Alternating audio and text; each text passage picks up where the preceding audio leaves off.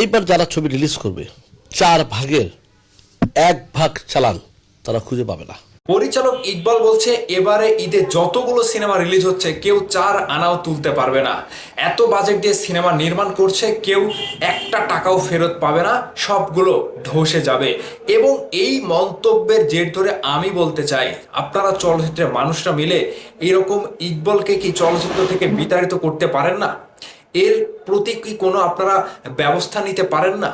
পরিচালক ইকবাল কি বলছে আমরা একটু শুনে আসি, তারপরে আপনাদের সাথে মতামত পোষণ করছি। একটা স্টার লিখে দাও আমার কথাটা। এইবার যারা ছবি রিলিজ করবে 4 ভাগের 1 ভাগ চালান তারা খুঁজে পাবে না। চাপাবাজি শুনবা, প্রচুর চাপাবাজি শুনবা। ইউটিউব ফেসবুকে অনেক চাপাবাজি শুনবা, 2-3 দিন যাবে, 4-5 দিন যাবে, হ্যাঁ 4-5 দিন দিয়ে পাবো সিনেমার টাকা ওঠে না, ঠিক আছে? 5-6 দিন 7 দিন দেখলো আর হল কই পাবো? হলই তো খুঁজে পাই না, ঠিক আছে? শুনতে পেলেন? যখন চলচ্চিত্রকে বাঁচানোর জন্য, চলচ্চিত্র ইন্ডাস্ট্রিকে বাঁচানোর জন্য সবাই চেষ্টা করছে, মেগাস্টার শাকিব খানের সাথে সিয়াম আহমেদ সিনেমা নির্মাণ করছে, আফরান নিশো সিনেমা নির্মাণ করছে, এছাড়া অনেকে এসে সিনেমার প্রতি টাকা ইনভেস্ট করছে, সিনেমা ইন্ডাস্ট্রিতে কাজ করাচ্ছে। সেখানে এইরকম একজন মানে পরিচালক ইকবালের মতো যে সকল বেহুদ্দি লোক আছে, যারা চলচ্চিত্র থেকেই নিজেদেরকে পরিচিতি করিয়েছে, যারা চলচ্চিত্র থেকে তাদের রুটি রুজি করেছে, যাদের চলচ্চিত্র থেকেই তাদের সব কিছু চলছে, তারা চলচ্চিত্র নিয়ে এরকম মন্তব্য করে। চলচ্চিত্রের স্বার্থে যারা অনেক অনেক টাকা ইনভেস্ট করেও এখনো চলচ্চিত্রকে বাঁচিয়ে রাখতে চাচ্ছে, তখন ইকবালের মতো পরিচালক চলচ্চিত্রকে তুচ্ছ মনে করে এবং চলচ্চিত্রকে তিনি যেভাবে বিচার করে, তার কাছে চলচ্চিত্রের কোনো মূল্যই নাই, তার কাছে সিনেমা ইন্ডাস্ট্রির কোনো মূল্যই নাই। প্রতিবার ঈদে শাকিব খানের সিনেমার বদনাম করে, এবার তো দেখছি সবাইকেই বলল। তো আমার কথা হচ্ছে, আপনারা চলচ্চিত্রে যারা সংগঠনকারী ব্যক্তি রয়েছে, চলচ্চিত্রে তো অনেক সমিতি রয়েছে, প্রযোজক সমিতি রয়েছে, পরিচালক সমিতি রয়েছে, আর্টিস্ট সমিতি রয়েছে, শিল্পী সমিতি রয়েছে, তো আপনারা মিলে কি করছেন? এইরকম একটা পাগল ছাগলকে আপনারা কি ব্যবস্থা নিতে পারছেন না? সিনেমা ইন্ডাস্ট্রিতে কাজ করেন, কিংবা সিনেমা ইন্ডাস্ট্রিতে কাজের জায়গা আপনারা করছেন, পাচ্ছেন, সেই কাজের মূল্যায়ন করতে জানে না এই সকল অশিক্ষিত লোকদেরকে আপনারা কি কোনোই ব্যবস্থা নেবেন না? সারা জীবন কি এভাবে চুপ করে থাকবেন?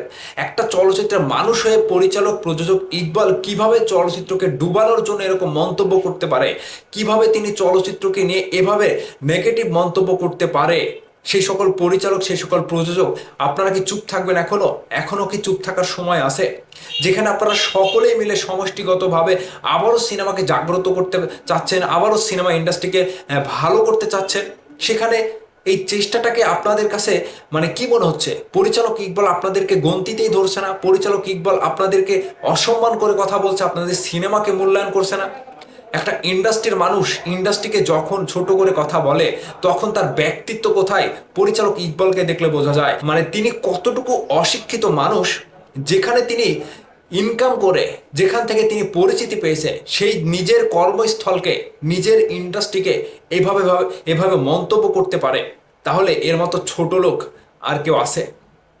আমার কথা হচ্ছে, উনি শাকিব খানকে পছন্দ করে না, ঠিক আছে, কিন্তু ইনি যে এবার পুরো ইন্ডাস্ট্রি যতগুলো সিনেমা আসছে, সব সিনেমাগুলোকে নিয়ে এরকম মন্তব্য করার কি তার অধিকার আছে? তার কি রাইট আছে? সে, তার কাছে ভালো লাগেনি, তিনি চুপ থাকবে। কিন্তু এই যে এরকম ভাবে বারবার যখন সিনেমাকে নিয়ে মানে পচা কথা বলে, কটূক্তি করে, এর বিরুদ্ধে আপনারা ব্যবস্থা না নিলে পরিচালক হিসেবে আপনাদের মানে ইন্ডাস্ট্রিতে সিনেমা বানিয়ে কাজ কাজ করে কোনো মূল্যায়ন থাকবে না, সবকিছু হাসি তামাশা মনে হচ্ছে। পরিচালক প্রযোজক ইকবালকে আপনারা কি ভয় করেন? পরিচালক প্রযোজক ইকবালের বিরুদ্ধে স্টেটমেন্ট আপনারা কেন দেন না? এটা হচ্ছে আমার ব্যক্তিগত কথা এবং যুক্তিসঙ্গত কথা। যেই মানুষটা বারংবার একের পর এক চলচ্চিত্র নিয়ে এরকম ভাবে মন্তব্য করেই যায়, কিন্তু আপনারা চুপ করে বসে থাকেন। আপনাদের আরো একটু সজাগ হওয়া দরকার।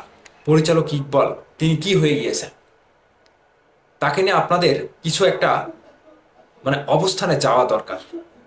ভালো থাকবেন সবাই।